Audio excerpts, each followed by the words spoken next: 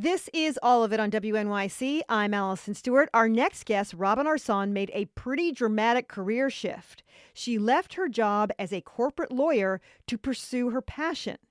She is now the vice president of fitness for Peloton, an amazing instructor, and now also a cookbook author. Eat to Hustle is a book of vegan recipes. It's all about plant-based, protein-rich recipes, the kind of food she relies on to fuel workouts, long days, and everything in between, including 2 children under 6. Arson is a vegan, and she also lives with type 1 diabetes. Through these recipes, she's trying to push back on the idea that you need meat to hit your protein goals, or that eating a plant-based meal means giving up the flavors of food you grew up with. In her case, she's Cuban and Puerto Rican. Robin Arson joined me when the cookbook was published. We took calls then, but because this is an encore presentation, we won't be taking calls today. Here's my conversation with Robin Arson. Robin, what was that moment that you said, I've had enough with the law and I would like to pursue something else? I think that there were thousands of small moments. Really? I wouldn't say it was like jumping off a cliff. It was probably like tiny little inflection points. And I fell in love with movement and running. And I remember sitting in my office adjacent to Central Park. I could see, a sliver of Central Park from my window. I was a junior associate, so no fancy office there. But I found that pull to count down the hours of my day until I could move my body. And I thought, gosh, this is such an inverse relationship with how I should be leading my life. And then I just started to prioritize being able to pay my New York City rent with something that I felt impassioned by, which was running and moving. How did your diet change when you became a full-time fitness professional? So, I was working really long hours at the law firm, and it was seamless web, as it was called at the time. Delivery service food was pretty much breakfast, lunch, and dinner. Yeah. And it was during that time, actually, that I started transitioning slowly, again, over a 2-year period to a plant-based diet. It started with a lunchtime salad at the local bodega. And one day the chicken was undercooked, and I was like, you know what? I'm going to make a swap tomorrow. And I swapped chicken for black beans. And it started just with lunch. And then it migrated to my dinner time order. Okay, maybe I'll try Indian food or Thai food or, some foods that I think are going to give me energy but aren't going to be meat-based. And it was exploration. It wasn't like I went home one day and I threw out everything in my kitchen and pantry. It really was iterative. Did you notice that you felt differently? I recovered from my workouts faster. I slept better. I had more energy. I didn't have that 4 p.m. energy slump. And I realized that my digestion was improved. And again, this wasn't overnight. This was over a few months. But I did start to see those improvements after consistent plant-based eating after a few weeks. Okay, so you decide to go in. You're going to go for it. What was the biggest learning curve in figuring out how to properly fuel your workouts? It was more so trial and error. We all have our go-to meals, our go-to foods, or even nostalgic things that that's how things have always been done in this house, right? So I had to think ahead for Hungry Robin. I'm always thinking ahead for Hungry Robin. So now I can just speak to how I do things now. I normally do a semblance of meal preparation on a Sunday when I have a little bit more time, mainly preparing proteins like air-fried tofu, or I'll make my own seitan. And again, a lot of these recipes are in Eat to Hustle. Actually, all of them are my cookbook. And then I will pair them with grains and with veggies at the time I'm going to eat them. And I make protein bagels, and that helps me when I'm running around New York City like I am today. I throw a protein bagel in my bag, and I always have a smoothie every single morning, and I usually drink half before my workout, half after. And I'm usually doing multiple workouts a day with my work at Peloton. And so it's really bringing a number of small meals with me. You consulted a nutritionist for your book, Delina Soto, and she pops up here and there with her little bits of wisdom. Why did you pick Delina? First of all, she's a fellow Latina. I wanted somebody who had a point of view on, rooted in science, but also understanding culture and understanding that food is, food relates to community and feelings of home. And, she has been able to guide clients through her career on that journey. And I don't expect to take the emotionality out of food. In fact, I want to infuse joy with practicality. And that is exactly how I approach eating. And I wanted a registered dietitian to get her eyes on the book, just so folks would have some reassurance that this isn't just me making it up. Although I've pressure tested it, with over a decade of training, but it's also rooted in science. Let's talk to Nicole, who's calling from Kew Gardens. Hey, Nicole, thanks for taking the time to call all of it. Hi, Allison. Love your show. Thanks for taking my call. Sure. So our whole family, I have 4 children and a husband, and our whole family is vegetarian, although my second son last year at age 15 decided that he was going to be a meat eater, much to our chagrin. But hey, you do you, bro, okay? So he is a meat eater, and I cook his stuff on separate pans and things like that. But he's his own person, so there's that. And I know a lot of ways to get, because I've been a vegetarian for almost 30 years now, how to get plant-based protein.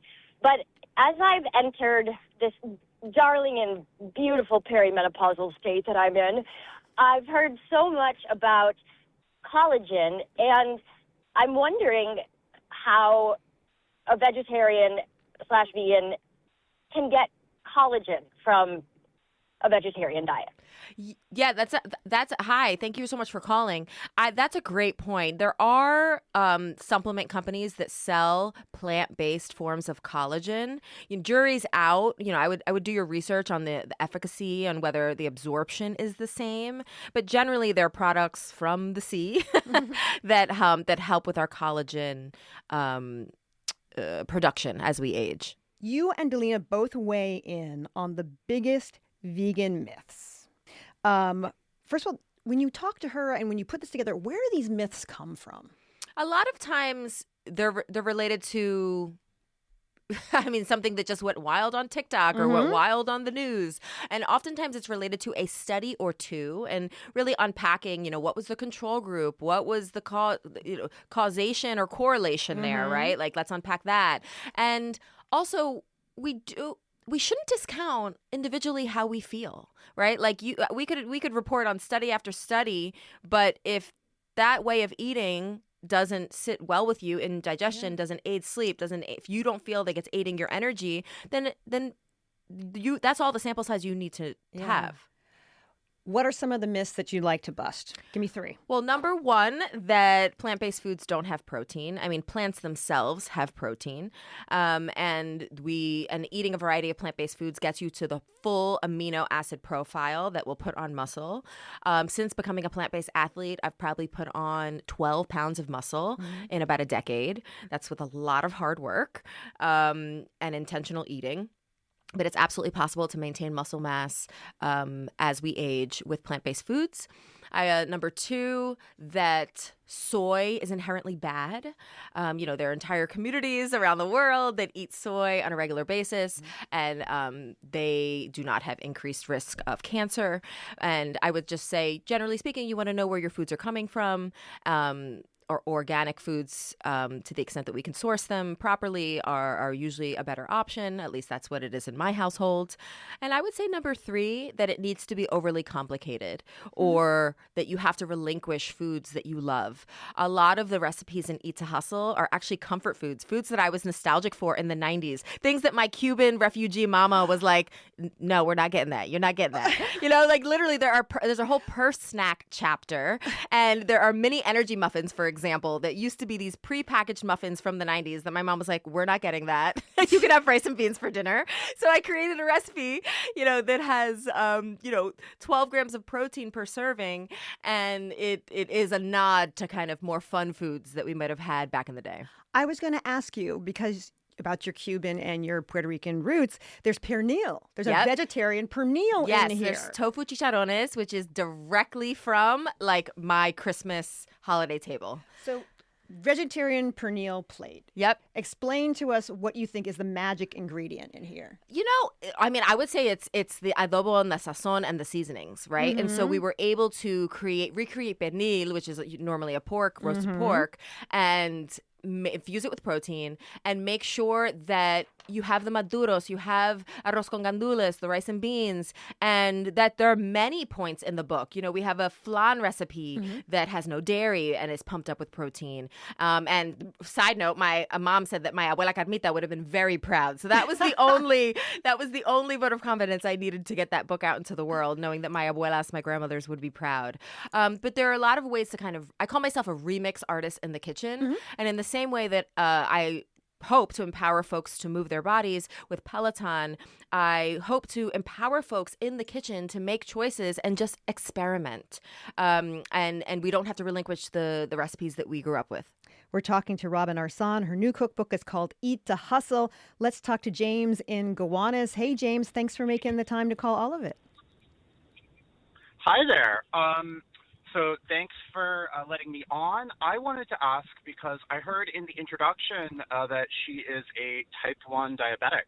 And as a type 1 diabetic myself, I know that that condition has a lot of impact on people's fitness and on, how often they choose to control their diet. So, if it's not too personal, I'd love to ask her how being type 1 diabetic impacted her writing this book.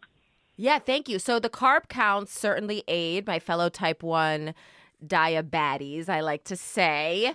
The carb counts obviously are relevant to how much insulin we are going to give ourselves in whatever system or shots that we are using. I'm personally on a closed loop system. I was already an athlete when I was diagnosed as an adult. So I was very body aware of how different foods affect my energy, how different types of movement affect my energy. And then, of course, after being diagnosed as a type 1 diabetic, that became even more granular and nuanced. I would say fueling as a plant-based athlete has really helped me with my T1D management because my carbs are almost always paired with protein and fiber, which in fact impacts glucose spikes. And I pair meals that are more carb heavy around my movement and really prioritize protein ahead of everything. So, I would encourage folks who are T1D to experiment with some of the recipes in this book, and you are going to be armed with the tools of macronutrient breakdowns for every single recipe. Let's talk to Vanessa in Brooklyn. Hey, Vanessa, thanks for calling all of it. Hey, I'm just calling because I'm a huge fan of Robin's. Robin, I've been riding with you since 23rd Street when I was preparing for my wedding and trying to get extra fit. And now I'm still riding with you, I don't know, 12, 13 years later, 11 years, however many years it's been. And I also have a 9-year-old daughter who's also named Athena. But I just wanted to say what resonates with me the most about you, among so many things, that you're a badass and all those things, but that you preach about getting stronger as we get older. And as I'm almost 50 now, that empowers me every day. Wonderful. Thank you so much for that acknowledgement. And thank you for rocking with me, over a decade later. I rode with Robin this morning. What can I say? Okay. In your book, Eat to Hustle, you have a section called Shop Smarter, Not Harder. Like our audience, public radio audience, they know what tofu is. Yeah. But when you're thinking about the spices that you should have in your kitchen, what are some spices that you should have on hand? Oh, don't underestimate miso for umami, nutritional yeast for additional B12, and that cheesy boost without the dairy. Coconut aminos sprinkled on tofu, broiled for 15 minutes is incredible. It develops this nice sweet glaze with a little bit of salt. Of course, the spice that I kind of go to most readily is usually sazon and adobo, and that kind of gives me more of a Latin vibe. But mojo is also something that I make often. I get a really high quality oil with some citrus and some garlic, and that will refresh. The beauty of the plant-based proteins is that they will absorb almost any flavor palette. They are blank canvases. So that gives us a lot of room to play in the seasoning aisle. One of our listeners says, "Hi, Robin, big fan. Are there protein powders Robin recommends?" I get this question a lot. I think do your research, make sure that it's third-party tested. I really like Jason Walsh's company, Rise 311. It's on the pricier side, but I know that he really vets and studies or gets his product tested. And that vanilla is just like kind of a go-to for me. You're from Philly, from the 215. So you know there's a cheesesteak in here. You know I had to do a cheesesteak. Come on now. One of the things I had to mourn when I became plant-based was there were not going to be any more Pat and Gino's runs for me. So yes, I did a cheesesteak recipe, and I hope I made Philly proud. We actually have somebody calling from Philly. Let's talk to Connie. Hi, Connie. Thanks for calling all of it. Hi, Robin. Hi, Allison. Robin, I love you. I love you. So, representing Philly. I have a quick question about, I'm wondering if you recommend any ingredients or particular meals to help with DOMS. I'm like 36 hours out from one of your glutes and leg strength classes, and I'm struggling. I hear you. Okay, well, protein's going to help. Water and hydration is going to help. I would say I always add dehydrated tart cherry into my water. And I also increase my creatine. I'm on like 20 grams of creatine a day, split up across like 4 very large Stanley cups. I think that protein is obviously going to help. The amino acid profile is going to help with any muscle tears and things like that. But I'd say it's more about consistent fueling, sleep, and a little bit of edge you're going to get from things like the tart cherry juice. You're not a professional chef. At all. But it's clear that you love cooking when you talk about it, when you write about it. What made you decide to write a cookbook? The number one question I get asked from folks is, how do you get your protein? Or how do I maintain my energy levels? And I just wanted to put it in a book that has beautiful photography, a lot of energy. It has This Kitchen is for Dancing playlist. I mean, I wanted every little touch point to feel like you were coming over into my home for a meal. You spent time in the corporate world, working crazy hours. You work crazy hours now, I know.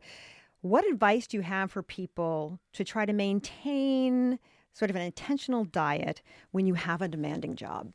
I would say plan today for the version of yourself who's going to be grateful for how you acted tomorrow. And in that I mean, it's small little wins. So whether it's planning for when you're going to be hungry later, putting a little purse snack in your purse, making double of a recipe, freezing half of it so you don't have to think about it in 2 weeks. I do that often, especially with the protein breads and the protein bagels. Give yourself grace. And I would say consistency over intensity is the real flex. I love an intense workout. I love high energy things, but sometimes you just need to throttle and give yourself grace for making the simple next decision. My guest has been Robin Arson. The name of her cookbook is Eat to Hustle. It's been a pleasure having you. Thank you. I'm thrilled. Up next, we have more recipes, this time from the former culinary director of the Jamaican bar and restaurant Miss Lily's in the East Village. This is all of it.